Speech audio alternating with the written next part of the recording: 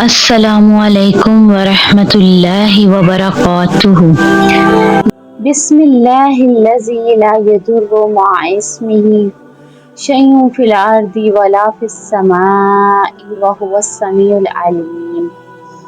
شروع اللہ کے نام کے ساتھ جس کے نام کی برکت سے کوئی چیز نقصان نہیں پہنچا سکتی، زمین کی ہو یا آسمانوں کی، اور وہ خوب سننے والا اور جاننے والا ہے۔ آج ہم پڑھیں گے سورۃ البقرہ آیت نمبر 261 سے 262۔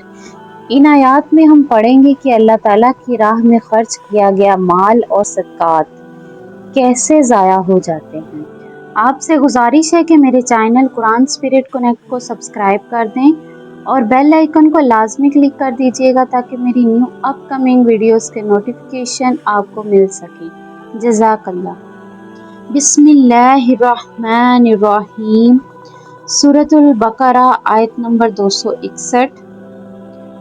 مثل الذی، مثال الذی ان لوگوں کی جو ینفقون خرچ کرتے ہیں اموالہم اپنے مال فی سبیل اللہ اللہ تعالیٰ کی راہ میں، کمثل مانند حبۃ ایک دانے کے، انباتت اگائیں یا اگیں، سبع سنابل 7 بالیاں، یعنی ایک دانے سے جیسے 7 بالیاں اگتی ہیں، فی میں کل سنبلۃ ہر بال میں، یعنی کہ ایک دانے سے 7 بالیاں اگتی ہیں اور آگے ہر بال میں مئات 100 حبۃ دانے ہوتے ہیں، واللہ اور اللہ تعالیٰ یضاعف بڑھاتا ہے، لمن جس کے لیے یشاء وہ چاہتا ہے، واللہ اور اللہ تعالیٰ واسع وسعت والا ہے، علیم جاننے والا ہے۔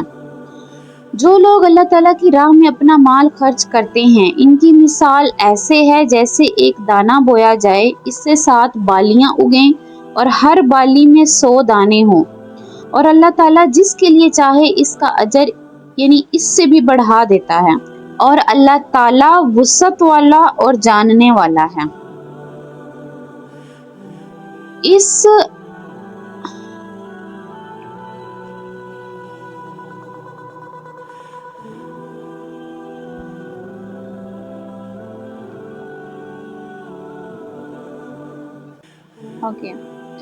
اور اللہ تعالیٰ وسعت والا اور جاننے والا ہے۔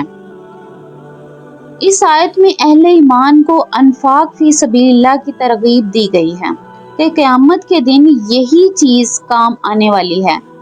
درمیان میں اللہ تعالیٰ کی معرفت اور تصرف فی الامور کے چند واقعات کا ذکر کرنے کے بعد اب اسی مضمون کی طرف رجوع کیا جا رہا ہے اور بتلایا جا رہا ہے کہ قیامت کے دن اللہ تعالیٰ کس طرح ان صدقات کو سینکڑوں گنا بڑھا کر ان کا اجر عطا فرمائے گا، اور اسی اضافے کو اللہ تعالیٰ یہاں ایک مثال کے طور پر واضح فرما رہے ہیں، جیسے سب لوگ اپنی آنکھوں سے دیکھ سکتے ہیں، یعنی اگر اللہ تعالیٰ چاہے تو 7 سے زیادہ بالیاں بھی اگ سکتی ہیں اور ایک بالی میں 100 سے زیادہ دانے بھی ہو سکتے ہیں۔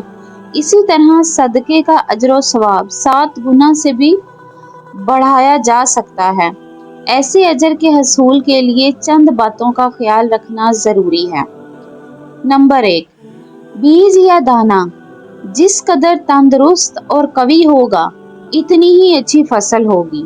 مطلب یہ ہے کہ انفاق فی سبیل اللہ میں بیج یا دانہ انسان کی نیت ہوتی ہے، اور وہ جس قدر خالص اللہ تعالیٰ کی رضا کے لیے اس کی نیت ہوگی اسی قدر اس کا صدقہ زیادہ پھل لائے گا۔ یہ صدقہ حلال مال سے ہونا چاہیے کیونکہ حرام مال کا صدقہ قبول ہی نہیں ہوتا۔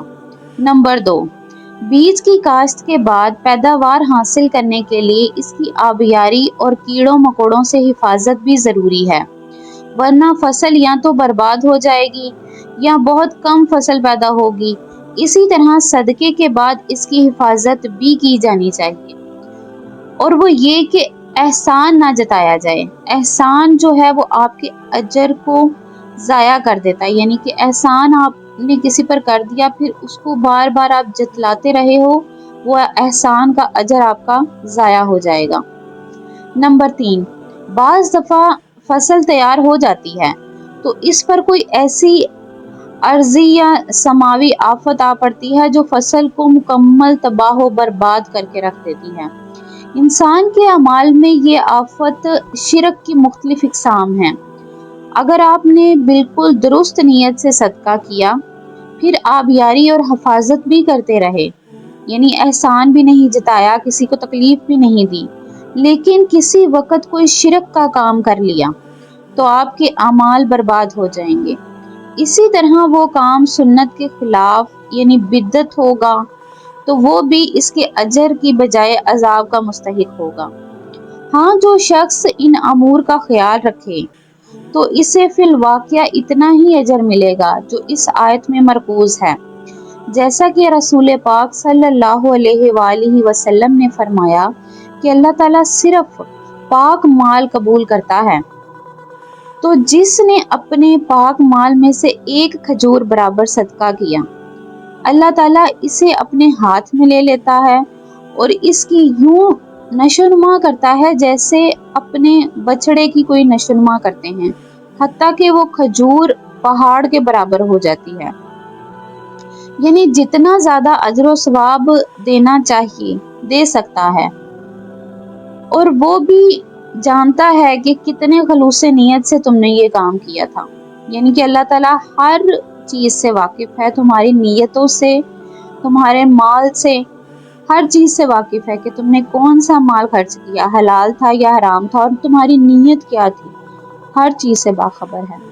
अल्लज़ीना, जो लोग, युनफिकूना, खर्च करते हैं, अमवालहुम, अपने माल, फी सबीलिल्लाहि, अल्लाह ताला की राह में, सुम्मा, फिर, ला युतबिऊना, बाद में नहीं रखते, मा अनफकू, जो इन्होंने खर्च किया, मन्ना, कोई एहसान, वला, और ना, अज़न, कोई तकलीफ, लाहुम, इनके लिए, अजूरहुम, इनके अजर हैं, इंद रब्बिहिम, इनके रब के पास, वला खौफुन, और ना कोई खौफ होगा, अलैहिम, इन पर, वला, और ना, हुम यहज़नून, वो गमगीन होंगे।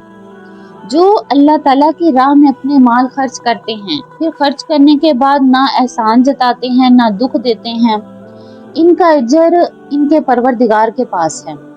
ऐसे लोगों को ना कोई खौफ होगा और ना वो गमज़दा होंगे। आप सल्लल्लाहु अलैहि वसल्लम ने फरमाया, 3 आदमी ऐसे हैं जिनसे अल्लाह ताला क़यामत के दिन ना कलाम करेगा, ना इनकी तरफ नजर रहमत करेगा, ना ही इनको पाक करेगा। उनमें से एक है मन्नान। मन्नान का मतलब है एहसान जतलाने वाला। दूसरा है तहबंद, नीचे लटकाने वाला, और तीसरा है झूठी कसम खाकर अपना माल बेचने वाला। मुस्लिम, किताबुल ईमान और मुख्तलिफ फुक़हा ने इस बात की वजाहत की है कि जिन अफ़आल व अमाल के मुतल्लिक अल्लाह ताला ये फरमाएं कि अल्लाह ताला क़यामत के दिन इनसे कलाम नहीं करेंगे या नजर रहमत नहीं दिखाएंगे या पाक नहीं करेगा, तो ऐसे अफ़आल कबीरा गुनाह होते हैं। गोया सदका करने के बाद एहसान जतलाने वाले का सिर्फ सदका ही ज़ाया नहीं होता, बल्कि वो एक कबीरा गुनाह का बोझ भी अपने सर पर लाद लेता है। यानी कि जिन अफ़आल के बारे में अल्लाह ताला ने पहले ही फरमा दिया कि वो नजर रहमत नहीं करेंगे, वो अफ़आल सारे जो हैं वो कबीरा गुनाहों में आते हैं। यानी किसी पर एहसान करने के बाद एहसान को जतलाना, अगले को तकलीफ देना, ये सिर्फ आपका वो सदका ज़ाया नहीं होगा, बल्कि आप कबीरा गुनाह का बोझ भी अपने सर पर लाद लेंगे। सदक़ल्लाहुल अज़ीम।